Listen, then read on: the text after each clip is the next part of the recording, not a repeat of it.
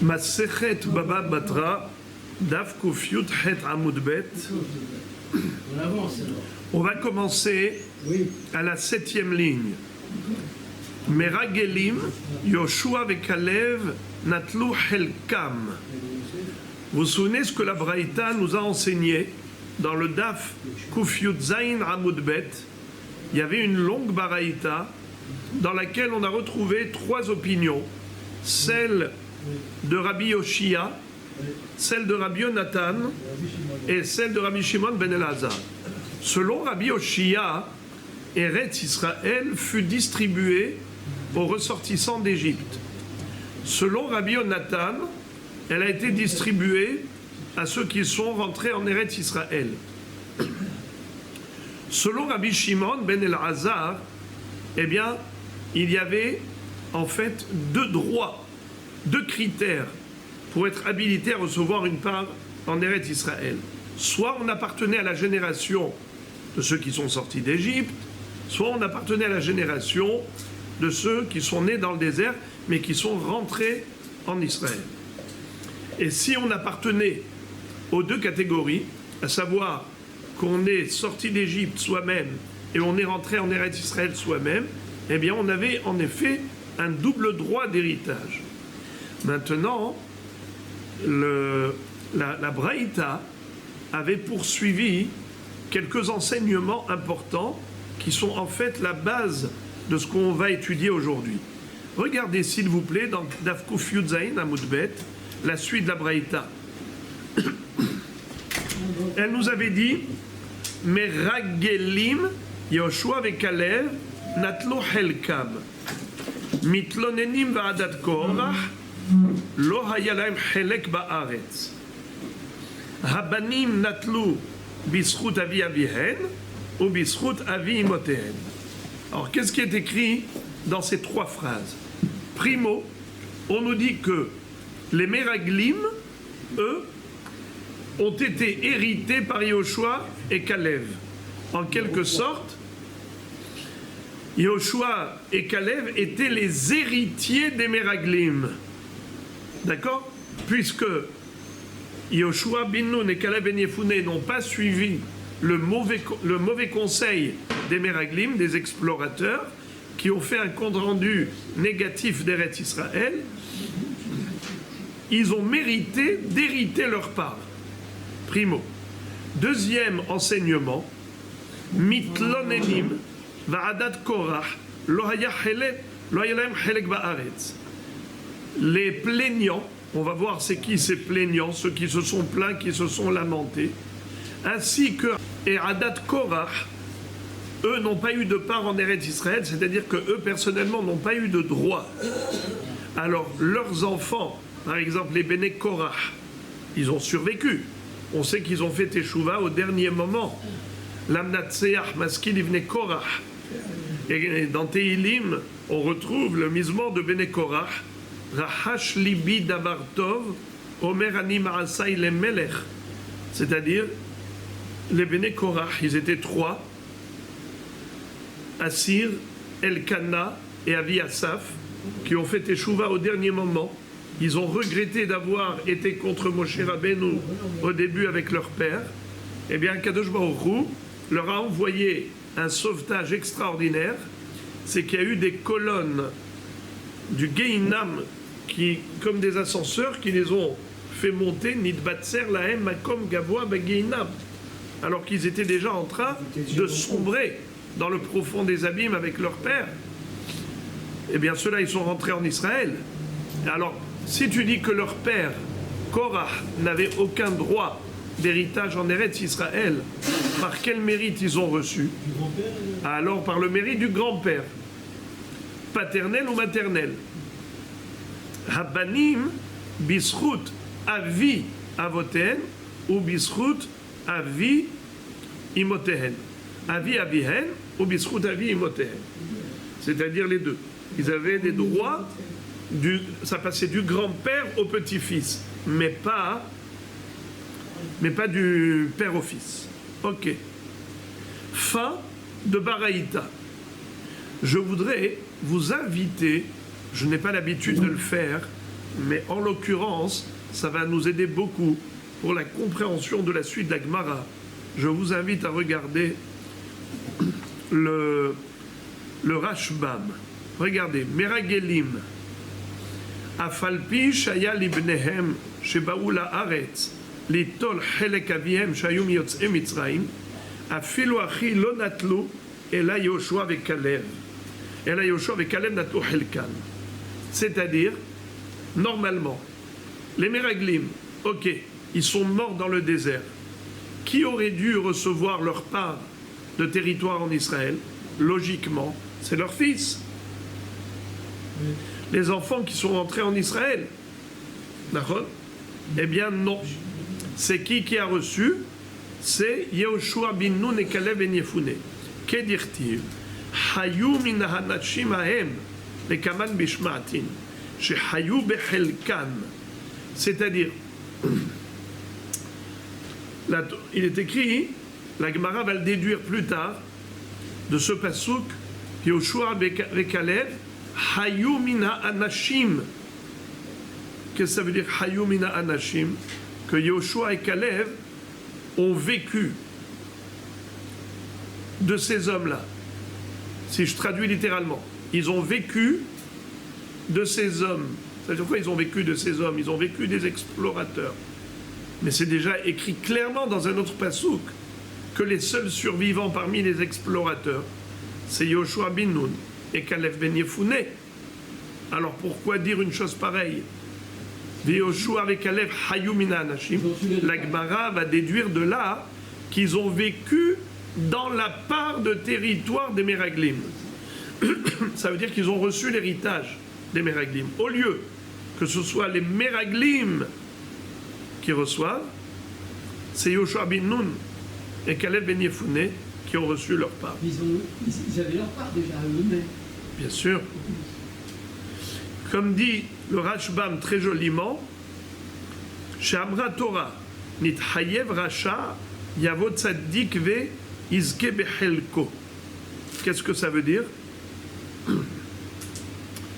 Un rachat qui a été condamné à perdre sa part, le tzaddik viendra et recevra sa part.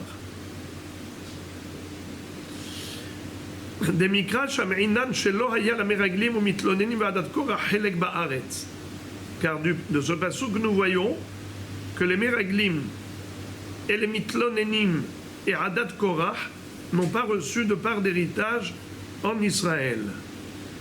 Mi dekamre benot Selofhad avinu met bamidbar. Puisque les filles de Selofhad ont dit, notre père est mort dans le désert. Vehu lo haya betor ha'eda elu meraglim. Notre père n'a pas fait partie de qui? De la Haïda, de l'assemblée. C'est qui? C'est qui l'assemblée? C'est les Meraglim. Hanoradim al Hashem, il n'a pas fait partie de ceux qui se sont réunis contre Dieu. Elomitlonenim, ce sont les plaignants. Elomitlonenim et Adad Korach, Kemashmaro. Et ils n'ont pas fait partie de l'assemblée de Korach, Kemashmaro. La Maïgara Hashem Avinu, c'est-à-dire pourquoi notre père devrait être privé de son territoire en Israël, mais Har de Lohaya, lo mi meraglim, velo mi mitlonenim, va'adat Korach. Puisque notre père n'a pas fait partie de ces trois catégories de Rechaim, ni il a fait partie de la Haïda des Meraglim, ni des Noradim al Hashem, ce sont les Mitlonenim, et ni de Adat Korach.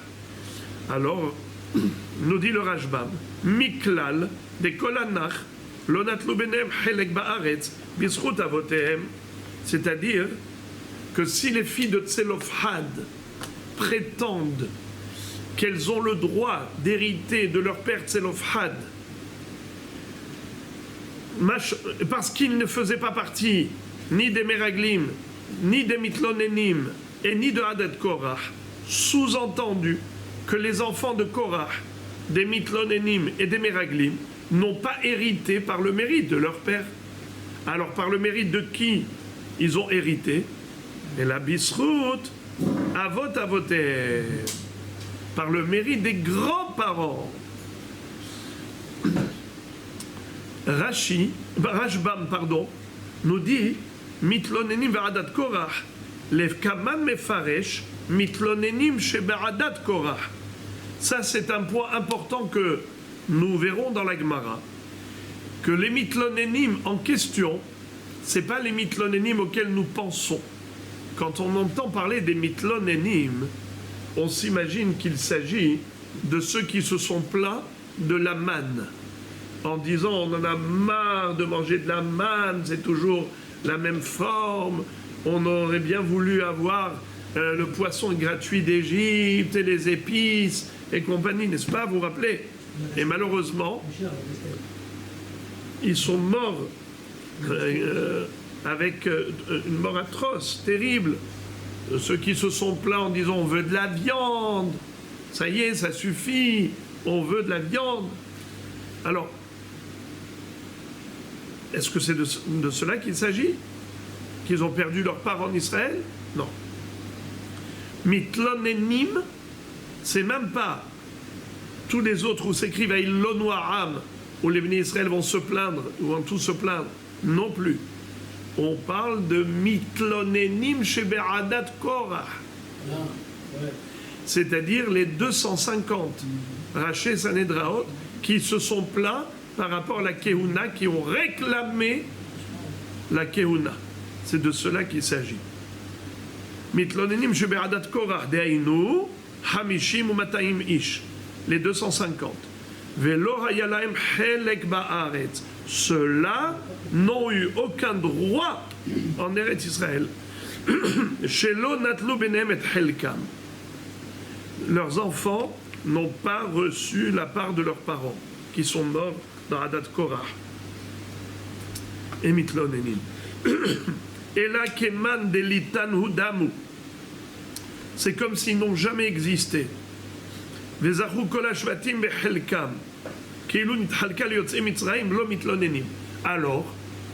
Alors, où a disparu la part des Meraglim, la part des Mitlonenim et de Adat Korah? Les Meraglim ont été hérités par Yoshua ben Nun et Kaleb ben Yefune, mais les Mitlonenim et Adat Korah, que s'est-il passé avec leur part?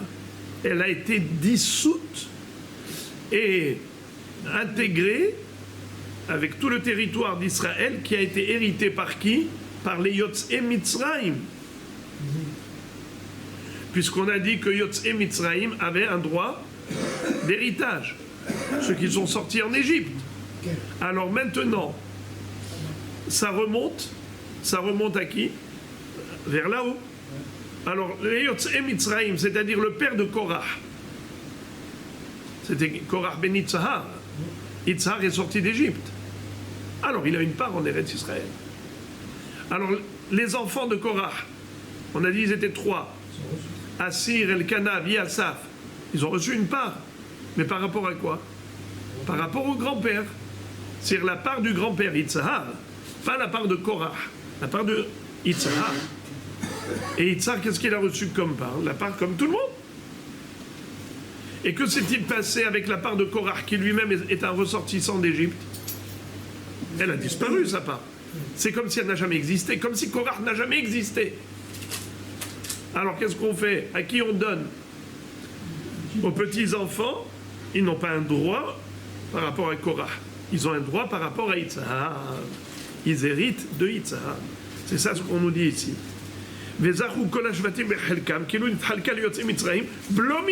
Comme si les mitlonenim, comme si Korah n'était pas là. Et ça veut dire que la part de chacun des ressortissants d'Égypte a eu un peu plus, quelques millimètres de plus, grâce à qui? Grâce à Korah et les mitlonenim qui ont disparu de la circulation, et leur part a été dispatchée entre tous les ressortissants d'Égypte.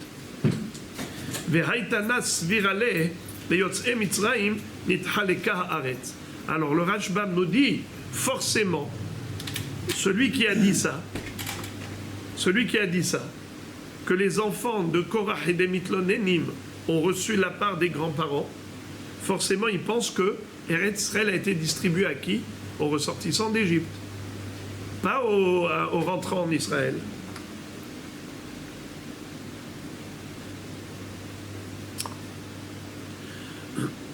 ויקרא לממר דבסקנה דמילתא דרבי שמעון הזרי דאמר לאלו והאלו נתחלקה לארץ.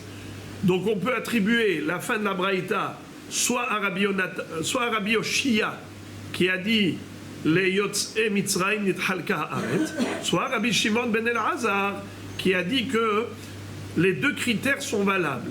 Soit on appartenait à ceux qui sont sortis d'Égypte, soit on appartenait à ceux qui sont rentrés en Israël. Donc ceux-là, ils ont eu une double part. Ils ont eu la part en tant que rentrants en Israël, et aussi la part d'héritage de leur grand-père. Very good. Maintenant, Rashbam continue, nous dit Ve'abanim shel meraglim umitlonenim sheba'u la'aretz ve'lo hayu yicholim litol bishvil avihem itlu b'zchut avihem im hayu miyotzei Mitzrayim. Aval chelek avihem shaya ra'ui lahem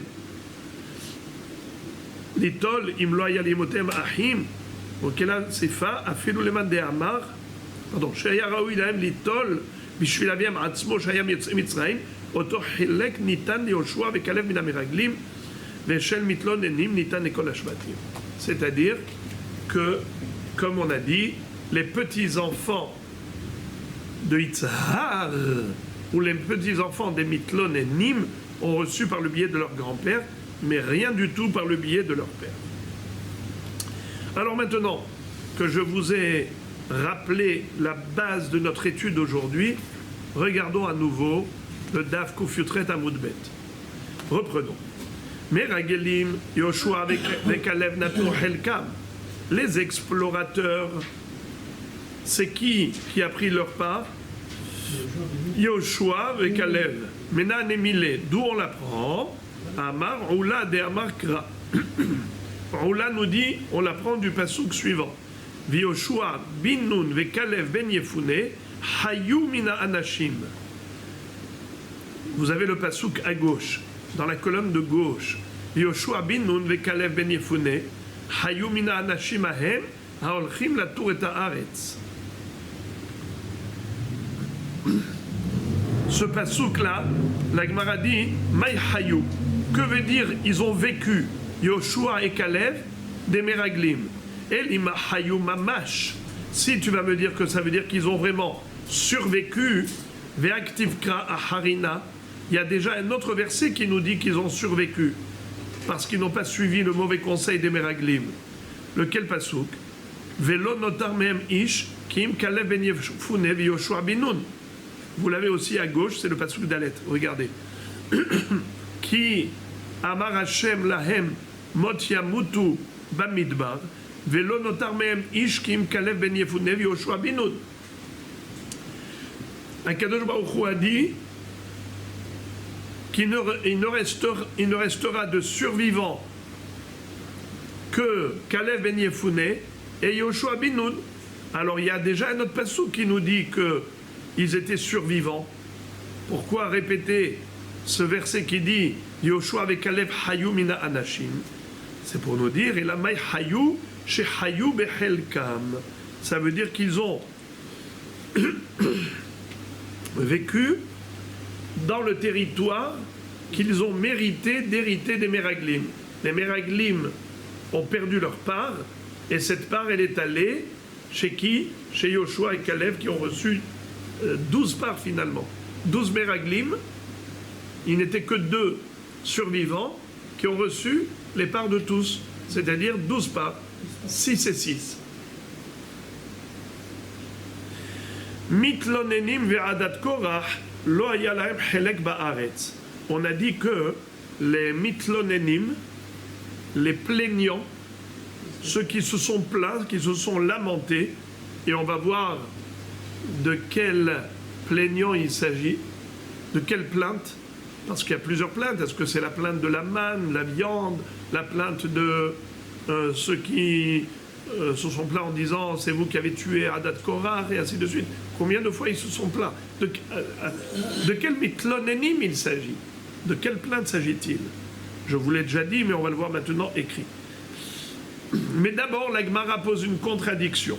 Ve'atanya meraglim mitlonenim va'adat korach Yoshua vekalev natlu helkam. C'est-à-dire que la braïta qu'on vient de lire maintenant contredit la braïta qu'on a lue précédemment. Dans la braïta précédente, on a dit que Adat Korach et Mitlonenim n'ont pas eu de part du tout. C'est comme s'ils n'ont jamais existé, ces gens-là. D'accord? Et pourtant, dans cette braïta, on nous dit que ce n'est pas vrai. C'est Yoshua Binoun et Kalev Ben Yefune qui ont hérité primo des Meraglim, secondo des Mitlonenim, tierzo de Adat Korach. Alors, c'est une contradiction. Dans la braïta précédente, on a dit que Yoshua Binoun et Kalev Ben Yefune ont hérité que les Meraglim. Mais ils n'ont pas hérité Mitlonenim et Adat Korach. On a dit que Mitlonenim et Adat Korach, ils n'ont eu aucune part. Or, dans cette braïta, on dit que oui, ils avaient une part potentielle, mais qui a été héritée par qui? Par Yoshua Binoun et Kalev Ben Yefune. La Gemara dit la Kashia. En effet, et ce n'est pas une contradiction, c'est une mahloket basée sur ce qu'on va apprendre tout de suite. La Kashia. Mar makish mitlonenim le meraglim, ou mor lo makish mitlonenim le meraglim. C'est-à-dire, il y en a un qui s'appuie sur un hekesh, c'est-à-dire la Torah fait une juxtaposition grâce à laquelle on peut déduire qu'en effet, on peut comparer Adat Korach et Mitlonenim à Meraglim. Et l'autre ne fait pas cette comparaison. Il dit, il n'y a pas de juxtaposition vraiment. On va voir tout de suite et je vais expliquer. Le pasouk est le suivant.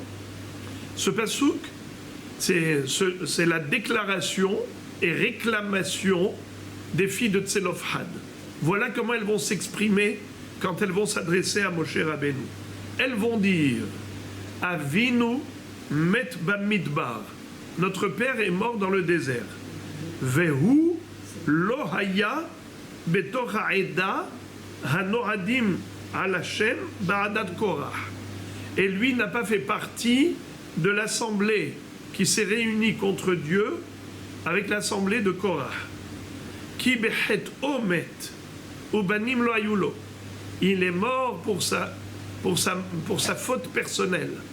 Entre parenthèses, quelle était sa faute personnelle? C'est qu'il... Bravo! Il a été Mekoshesh Etzim Beyom HaShabbat.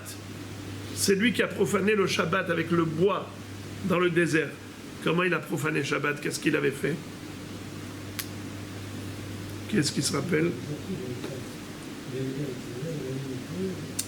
Qu'est-ce qu'il a fait avec le bois?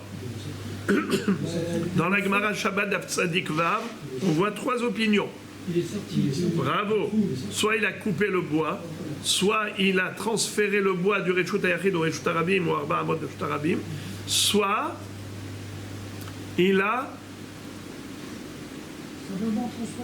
simplement entassé les bûches de bois dans l'endroit où ça a été coupé avant Shabbat.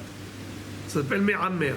Donc soit Kotzer, soit Me'amer, soit Ma'avir Arba Amot de Reshut HaRabim. On ne peut pas les trois en même temps. Quoi? Ah oui, puisqu'on faut l'avertir trois fois. Mais c'est écrit Behet O, un Het, pas deux. C'est pas écrit Behata'av, Hata'im, Het, one, only. On doit avertir quelqu'un trois fois, n'est-ce pas? Ah bon? Quel rapport? Là, il a été averti premier, deuxième, troisième, quatrième, il a été condamné. Averti. Premièrement, je ne sais pas d'où vous avez sorti les trois fois. Deuxièmement, c'est pas trois fautes. Même si vous pensiez qu'il fallait trois avertissements, mais l'avertissement, c'est par rapport à une faute. Pourquoi trois fautes? Bon, Bekitso, Behet O, Met, il était Mekoshesh Etzim. Et maintenant, regardez l'histoire. Qu'est-ce que vous avez comme mention de fauteur?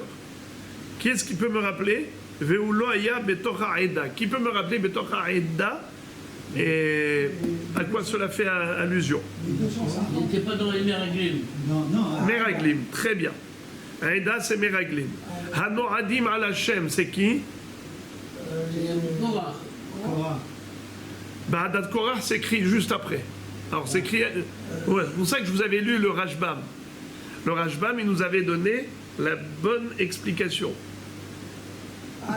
Betor Haeda, c'est Meraglim. Hanoadim al Hashem, mitlonenim. Ba'adat Korah, Adat Korah. Alors, qu'est-ce que fait celui qui dit qu'il faut comparer Meraglim, plutôt mitlonenim et Adat Korah à Meraglim? Parce qu'il dit du fait de cette juxtaposition dans la phrase où il est écrit Ve'ulo haya betor ha'eda, one, hanoadim al Hashem, two, ba'adat korah, three, du fait que on a une juxtaposition des trois. Qu'est-ce qu'il dit? Il est mekish mitlonenim et adat korah à meraglim.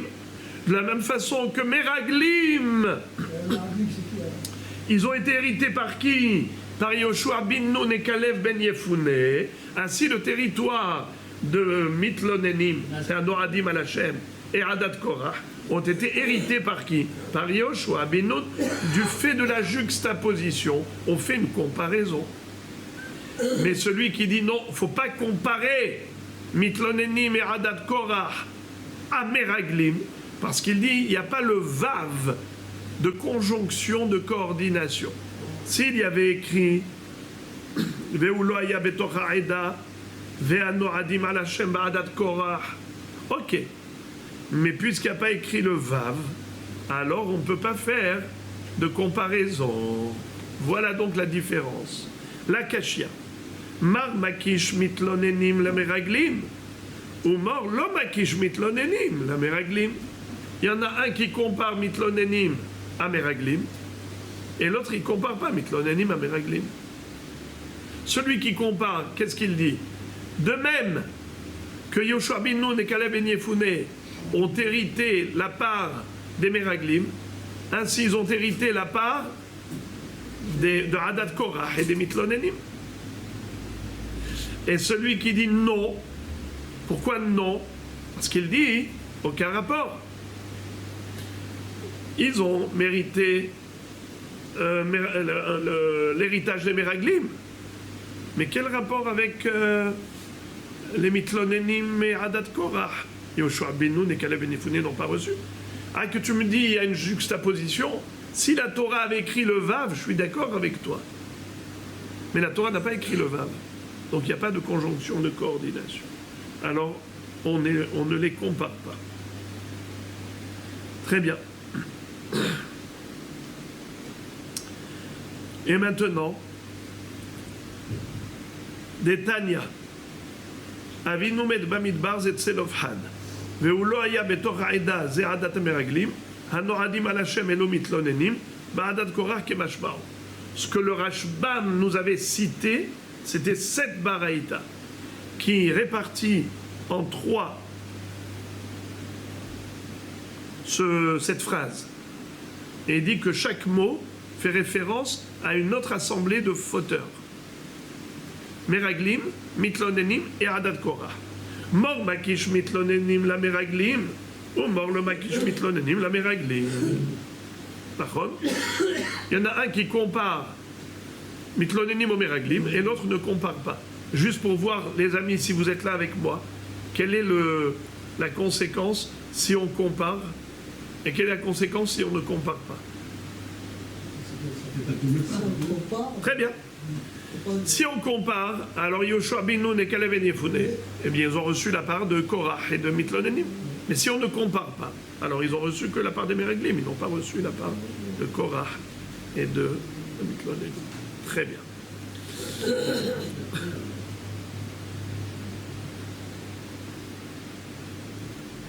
Amar le Rav Papa le Abaye. Ulman de makish mitlonenim la meraglim. Irpul Yoshua ve Kalev yartu le kula Eretz Israël. C'est-à-dire, il est écrit Vaïlonu ha'am al Moshe lemor manishte. C'est un exemple de ce qu'on a trouvé dans le désert, les Bnei Israël qui se sont plaints envers Moshe Rabbeinu. Et ils lui ont dit, Moshe Rabbeinu, tu veux qu'on meure de soif? Tu nous as fait sortir d'Égypte tout un peuple, alors qu'on n'a pas d'eau dans le désert. Manishte, qu'est-ce qu'on va boire? Et là-bas il est écrit, Vaïlonu ha'am al Moshe. Le peuple s'est plaint auprès de Moshe Rabbeinu. Alors quoi? Il s'est plaint, tout le peuple s'est plaint. Alors tout le peuple a perdu sa part en Israël et il a été hérité par qui? Par Caleb ben Yefune. D'après celui qui dit que Yoshua bin Nun et Caleb ben Yefune ont hérité qui? Pas seulement les Meraglim, mais même la part de qui? De tous ceux qui se sont plaints. D'accord? Alors tout Israël s'est plaint. Ils ont dit Manishte. Alors quoi? Vaïlonu ha'am al Moshe, les morts Manishte. Alors tous les mitlonénim du monde, pardon, tous les mitlonénim de la génération du désert, ils se sont tous plaints. Alors tous ont perdu leur part en Israël. Et tous ont été hérités par Yoshua bin Nun. Irpul Yoshua, les Kalev Yartou, les Kula Eretz Israël. On sait très bien qu'ils n'ont reçu qu'une petite partie, Yoshua et Kalev, ils n'ont pas tout reçu. Amarle, mitlonenim shebe'adat korach kamrinan. Il lui a dit, quand on a dit mitlonenim, on ne faisait pas référence à tous les plaignants, c'est-à-dire tous ceux qui se sont plaints, à chaque fois qu'ils se sont plaints dans le désert, allez, ils ont perdu leur part en Israël. Pas du tout. On fait allusion aux 250 Raché Sanhedraot qui ont accompagné Korah, Mataim, Hamishim Ish, Kerie Moed An Shechem, les 250 qui se sont plaints de la Kehuna, et ils ont dit à Moshe Rabbeinu, on veut tous être Kohen Gadol. Moshe Rabbeinu leur a dit, il n'y a pas de problème. Vous croyez que c'est moi qui choisis? C'est Dieu. Alors il n'y a pas de problème. Vous allez tous prendre un encensoir et vous mettrez la Kétorette. Et Aaron HaKohen aussi fera pareil. Il n'y en aura qu'un seul survivant. Les 250 mourront. Vous réclamez tous. Vous êtes tous mitlonenim par rapport à la Keuna. Eh bien, il n'y a pas de problème, allez-y. Et malheureusement, ils ont été tous brûlés par ce feu céleste.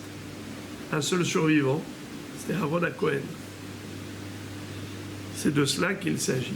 Celui qui dit que Yoshua bin Nun et Caleb ben Yefune ont reçu la part, pas uniquement des Meraglim, mais même des Mitlonenim, la date Korah, eh bien, en effet, parce qu'il fait une comparaison entre Mitlonenim et Meraglim, on parle des Mitlonenim, des 250 personnes, pas de tous les plaignants à chaque fois qu'il y a eu une plainte par rapport à l'eau ou la manne, ainsi de suite. Rimtiyu,